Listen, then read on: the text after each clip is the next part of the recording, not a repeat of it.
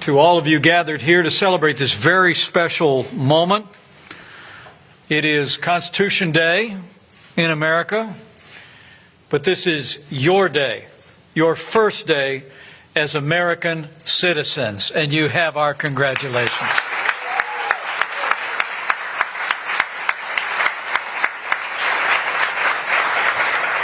And on behalf of the First Family, let me say, welcome to the White House, and welcome to the American family.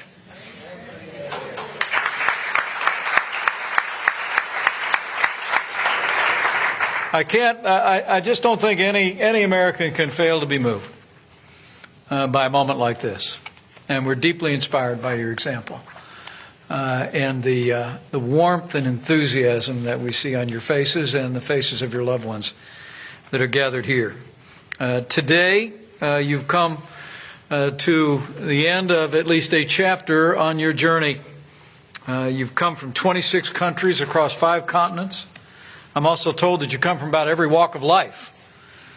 Looking forward to shaking each one of your hands. Today we have with us a small business owner, a human resources executive, a hairstylist, a student, a computer scientist, a bank teller, just to name a few. And you all have one thing in common. You aspired to be Americans. You stepped forward, you followed the law, you went through the process, and today you are American citizens. Well done.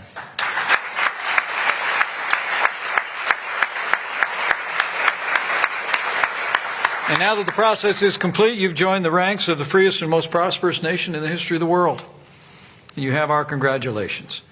And also you have the congratulations of a man who is himself, as my family is, the product of immigration. A man I serve with every day, and I have a lot in common. Some people think we're different, but the truth of the matter is our family stories are very similar. Our fathers both built small businesses as first-generation American families, but our grandfathers both immigrated to this country, just like you did.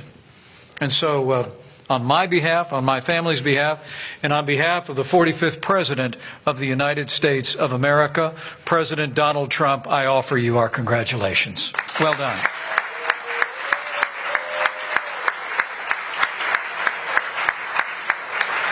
Now, as Americans, you'll have all the rights and privileges of citizenship. You'll participate in many debates in American life, including debates over immigration in this country. But as you experience today, make no mistake about it, the United States of America is the most generous and welcoming system of immigration in the history of the world, and you proved that again today. I'm proud to report that last year alone, more than 750,000 people raised their right hand just like you and joined the American family. But today is a special day not only for you, but as has been mentioned several times, it's also a special day because it was on this day, September 17th, 232 years ago, that the Constitution of the United States of America was signed. It was an extraordinary moment, not just in American history, it was an extraordinary moment in human history. And today, it's your Constitution. And so, I want to encourage you. I want to encourage each and every one of you to study it, to understand it. I was a teenager when I first began to study and understand the Constitution of the United States. And it has been a decades-long love affair with this document. I would encourage you to understand it better. The Constitution that you just swore an oath to support and defend. Study the genius of the American founding. Study the rights and liberties that are now yours. And live out your promise today to support and defend the Constitution as Americans. There's a famous story at the close of the Constitutional Convention, perhaps happened on this very day 232 years ago, that Benjamin Franklin was walking out, and a little old lady stopped him on the street and asked him what kind of government they'd formed. Benjamin Franklin, history records, replied, "A republic, madam, if you can keep it." And now I say with great pride, 232 years on, because of the sacrifices and determination of generations of Americans that you are now joining.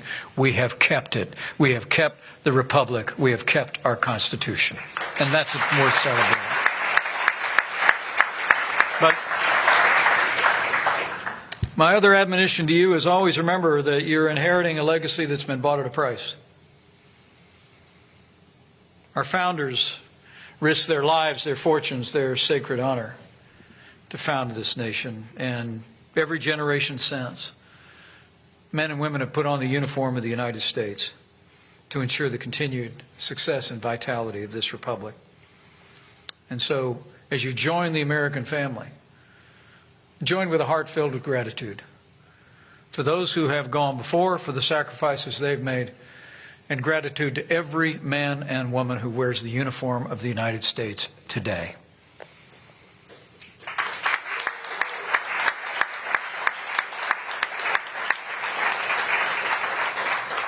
Freedom is not for the faint of heart. Freedom requires vigilance and sacrifice. And you're now joining a nation that cherishes individual liberty, creates opportunities for all. Only ask that you work hard, step forward, respect our laws, and you can live your dreams. And now that example and that story includes all of you. And it's wonderful for me to be able to welcome you personally. I heard of the story of a man who came to the United States from Bolivia 21 years ago. I heard he met the love of his life here, raised a good family, built a career in banking, actually retired from the Inter-American Development Bank. Jorge Salazar, welcome to America.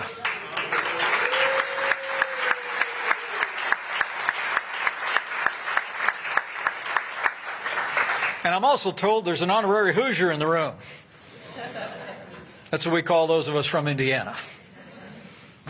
She came here as an exchange student in high school from Germany, where she received some warm Midwestern hospitality that we're known for out my way.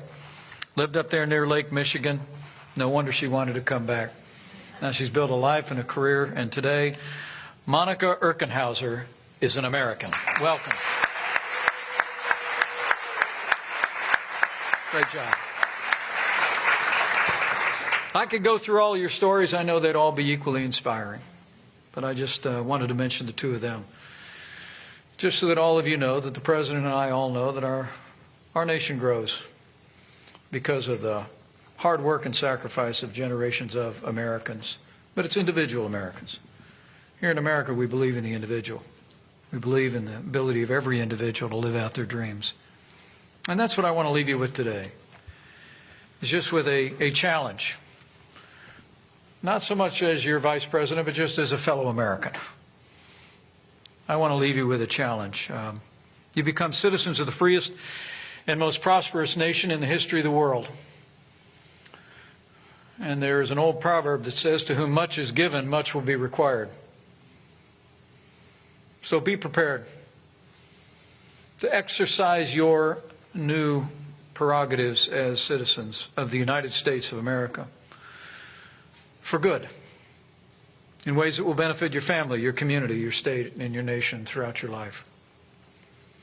It's now up to you to do your part to keep the Republic. So find the role you can play and play it. Find a way also to give back. And it doesn't always have to be in large and vaunted and obvious ways. Raise a great family. Build a career, build a business. Be a good neighbor. Be a school teacher. Volunteer your time to a local charity or a service club. Serve in the uniform of the United States, or put on the uniform of law enforcement in this country. You might even run for elective office. But find a way to live out the promise that you made today. The promise that you made not to just to a document signed 232 years ago, but to your fellow Americans. Find it and live it out. Live out your commitment to this country by creating more opportunity for your family and your fellow citizens. Live out the oath that you took today by contributing to the life of this nation for good. Use your freedom for good. And America will be stronger for you being here. So congratulations again. You all have made a remarkable journey to arrive at this moment. And it's humbling for me to stand before you today as the grandson of an Irish immigrant. I can't help but fail to be moved by your courage, your tenacity, and your determination to join the American family. It can be a long journey, but you all were willing to make that journey, and we commend you for it. And today, with the solemn and sacred oath, you've sworn to uphold the rights and responsibilities as citizenship, and we expect nothing less. You've inherited a legacy of liberty that generations of Americans have paid for, some with their very lives. That legacy is now yours. And so live out that legacy. And finally, have faith and dream big.